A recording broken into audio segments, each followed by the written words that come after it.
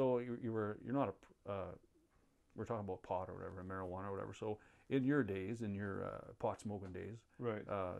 you did some of your work on pot. You wrote when you were stoned on occasion. Uh, Like, do you ever go back and read it and see, the Purple Walrus or anything yeah, strange like I don't that? know if Or I sat down and wrote writing when I was stoned. I certainly did music when I was stoned. That's okay, something I talk about in Arcadia Borealis, about growing up in the Sioux in the 80s, where I had my friends, and we weren't doing hard drugs, but we were no, doing hash or hash oil and pot, and when you're 20, that seemed like fun, and we were playing music together. We were jamming and yeah. maybe writing poetry or coming up with our own ideas. It seemed freaky at the And time. you weren't hurting anybody or hurting No, yourselves. You're just no, I guys don't blowing around regret or whatever. that. I No, don't regret quitting it, but at the time seemed like a worthwhile thing to do, and it was very entertaining and made for a good bond between friends, and had good a lot of story laughs. and a good story. 'Cause Sure, yeah, I read Arcadia Borealis, and it's a hilarious book. I don't want to diminish it by saying that there's just you and your buddy sitting around smoking dope. But I mean, if you're from the Sioux, you know,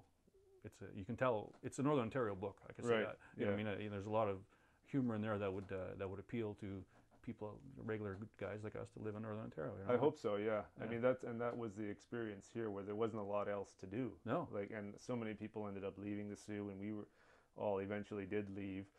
But it was that period where you're out of high school and you're kind of wondering where you're going to go with your life, and there wasn't a Of lot course. of Yeah. outlets for.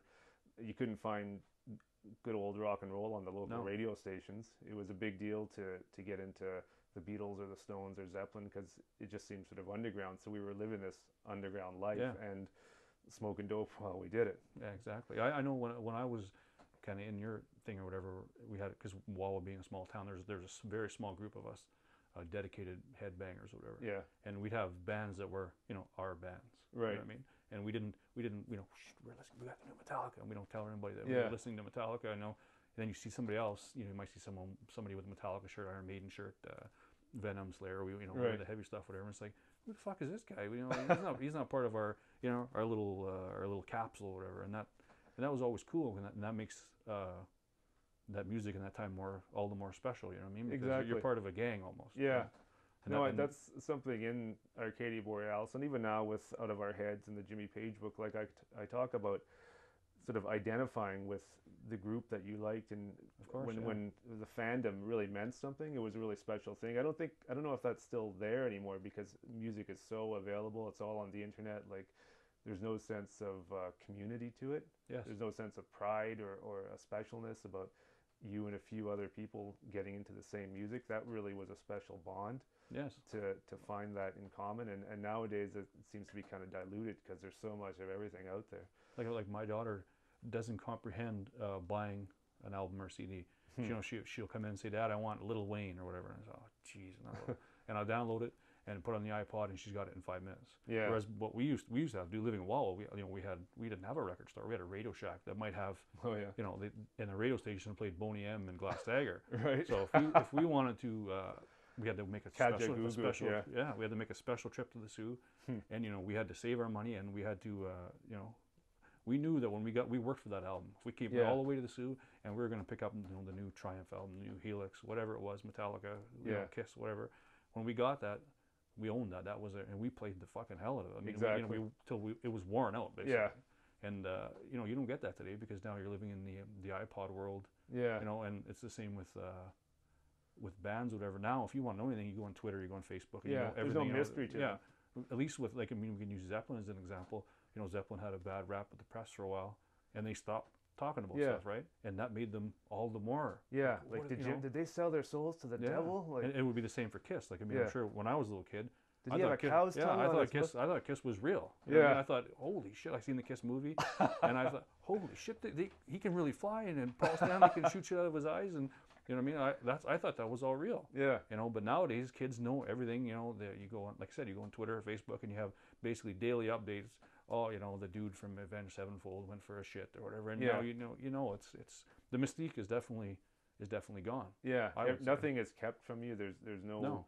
It's too easy to find out everything you want to know about these people. And like they say, legends are made by not saying anything, by Yeah. not saying nothing at all. So Yeah. and that's true, because I don't know.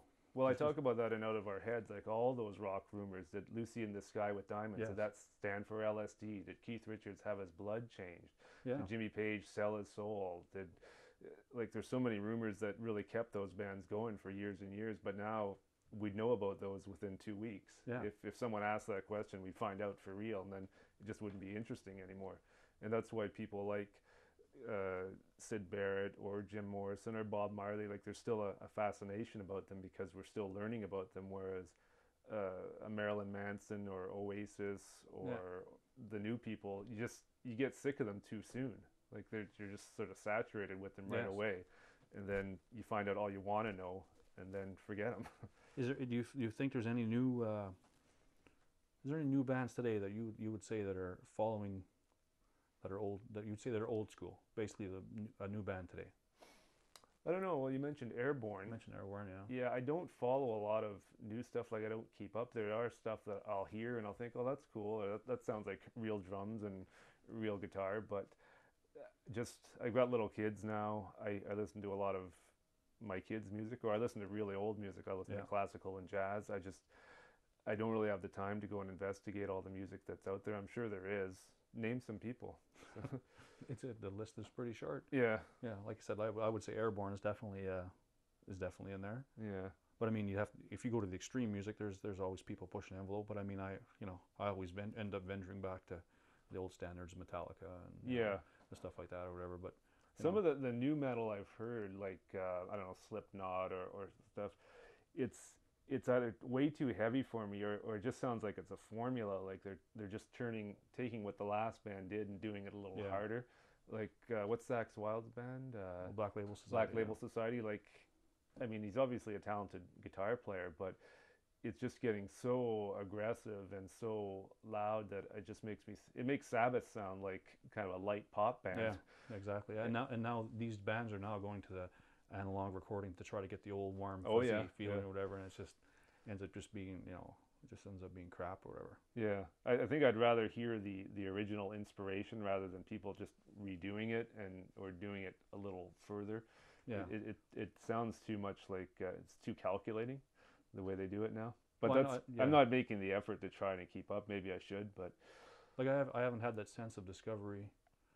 Just a few years ago, I got the what's the three Mick Taylor Rolling Stones albums. After Let It Bleed or whatever, Sticky Fingers, Exile, yeah, those those Goat's three. Head Soup. Yeah, those three are like, Yeah. and I like the Stones. I've seen the Stones before, and Oh, yeah. I liked them. But then I discovered those three albums, and I played the hell out of them, on my iPod, of course. But I Right mean, on. and that was the first time I had felt the sense of discovery since I was a teenager, knowing that, there's something new, and it's like, holy shit. And then I remember telling my friend who's actually a musician, and he tours around or whatever, and I told him, I said, fucking, you gotta check this shit out. He goes, yeah, I've known about that for a while. So, Yeah. well, what the hell? You don't tell me? You know, help a buddy out or whatever. Because I thought the Stones were all satisfaction and shit, but Oh, yeah. that stuff is, and I felt good, and I felt, like I said, I got that teenage feeling back, and it was so nice to have. It'd be nice to be able to capture that feeling and have it all the time, but it hasn't happened again since then. Right. I must be just getting old. I don't know if that's.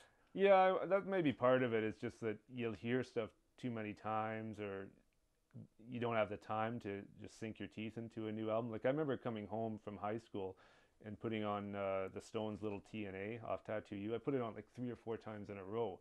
Whole Lot of Love I would listen to once, put it on Yeah. again. Like Ain't Talking About Love. Yeah. I must have played that 3 or 4 times in a row when I was so into it. Yeah, exactly. But today it just I either can't do it or I've internalized it. I don't even need to put it on the stereo to hear it in my head. Yes, exactly. It's a part of me. When you hear it, it becomes part of you, part of your DNA. When you hear the song Yeah. a billion times, I feel that way. Yeah, I have that way with some bands too. For Queen, Ted Nugent, and all the stuff from the the early '80s or whatever. Yeah.